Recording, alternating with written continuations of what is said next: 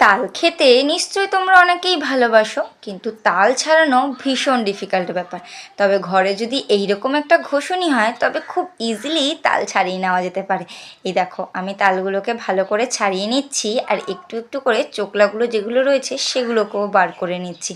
এবার আর কি, ঝটাপট ছাড়িয়ে নিলাম। ছাড়িয়ে নিয়ে তালের পাল্পগুলোকে পার করে নিতে হবে।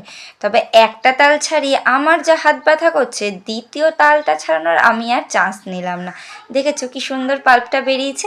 তাহলে চলো এবার রেসিপিটা বানিয়ে নেওয়া যাক। তালের পাল্পের মধ্যে 2 চামচ চিনি, 2 চামচ চাল গুঁড়ো, 2 চামচ সুজি, খুব সামান্য নুন, আর একটু টেস্ট বাড়ানোর জন্য একটু কাজু বাদাম ক্রাশ করে দিয়েছি, আর একটু এলাচ গুঁড়ো। তোমরা চাইলে এগুলোকে স্কিপ করতে পারো। ব্যাস, সাদা তেলটা গরম করে এবার তার মধ্যে তালগুলো দিলাম ছেড়ে। যাওয়ার পর সবার প্রথম গোপু সোনাকে টেস্ট করালাম। তোমরা খাবে নাকি? চলে আসো তাহলে তাড়াতাড়ি।